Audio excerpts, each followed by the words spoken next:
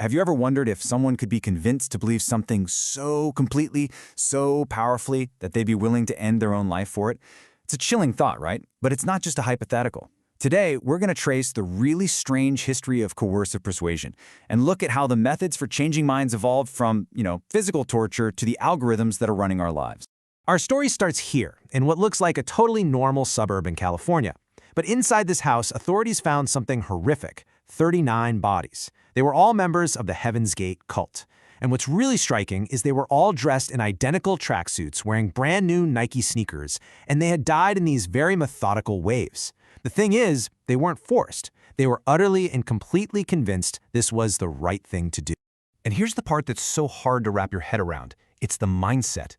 Just before they died, their website went live. And it doesn't talk about despair or sadness. It talks about graduation. They truly believed a spaceship was hiding behind the Hale-Bopp comet and it was coming to take them home. I mean, their conviction was just absolute. So this really brings us to the big question we're tackling here. How does an idea get its hooks into someone so deeply that it completely overrides our most basic instinct, the instinct for survival? To even begin to answer that, we've got to look back. Way, way back, long before anyone had even heard the word brainwashing. You see, the attempt to force someone's mind is nothing new. For centuries, the main tool was just simple, brutal, physical pain. But as we're about to see, the goal was usually just to get a confession, not necessarily to create a true, lasting change in belief. If you look at something like the Spanish Inquisition, for example, it was actually pretty psychologically sophisticated. It wasn't just about the rack. They used secrecy and anxiety. Sometimes they'd suspend a torture session for years just to let the fear build. But even with all that, its effectiveness was iffy. I mean, even the ancient Romans knew that when you torture someone, some people will say anything you want them to, while others, incredibly, won't say a thing. So this is where things get really interesting. This is the big shift. People started to figure out that you could shape belief way more effectively with social and psychological pressure. And some of the earliest laboratories for these new techniques were religious movements. A perfect example? John Wesley's Methodists back in the 18th century. They literally developed a method for deep conversion. It was all about these small, intense group meetings, public confessions, keeping these meticulous diaries to track your own devotion. What it did was create this incredibly powerful social environment that basically bound people to a whole new way of thinking and living. And not a single instrument of torture was needed. All right, now we're jumping forward to the 20th century. This is where the art of persuasion tries to become a science, and where it takes a pretty terrifying turn. This is really where the story of brainwashing as we know it begins. So most of us have heard of Ivan Pavlov, right? Ringing a bell, making dogs salivate, all that conditioning stuff. But a flood at his lab in 1924 led to a discovery that was way more disturbing. See, some of his dogs were trapped in their cages by the rising water. The stress was so extreme that they hit a breaking point. Pavlov called it transmarginal collapse. And after this happened, their personalities were just different. Shy dogs became aggressive, friendly dogs got withdrawn. Pavlov had stumbled onto the idea that enough stress could completely wipe the slate clean. And this idea, this concept of a psychological breaking point, it didn't stay in the lab for long. It was ripped completely out of its scientific context to explain one of the biggest political horrors of the 1930s, Stalin's show trials.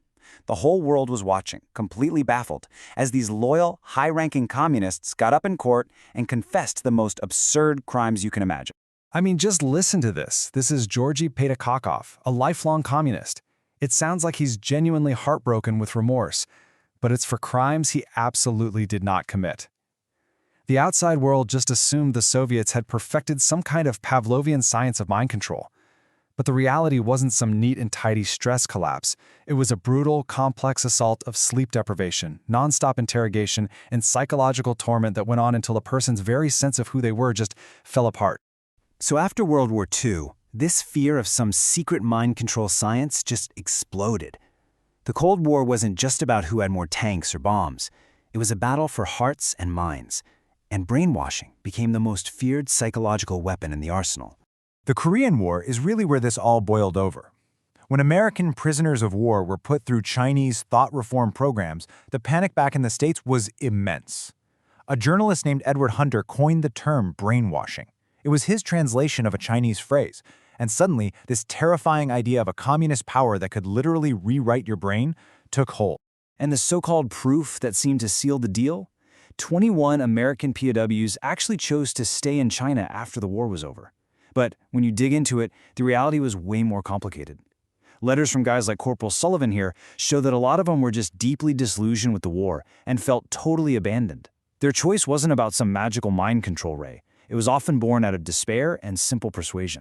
But of course, in the middle of a national panic, nobody's really interested in nuance.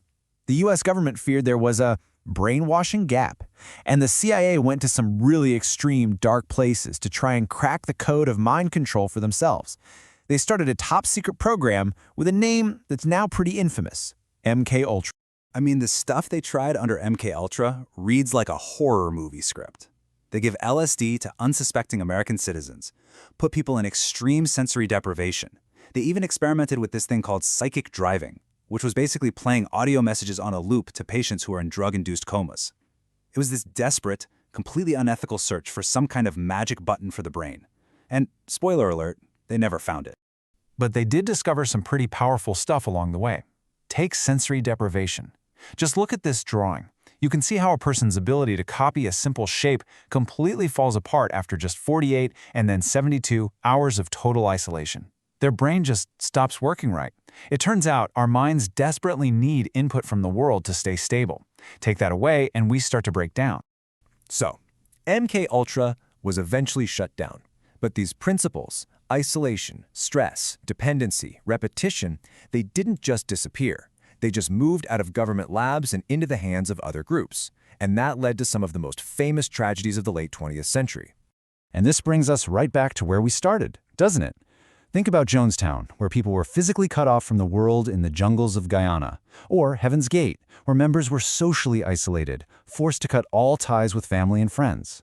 Both of their leaders, Jim Jones and Marshall Applewhite, created these little bubble universes where their word was the only truth and any information from the outside was the enemy.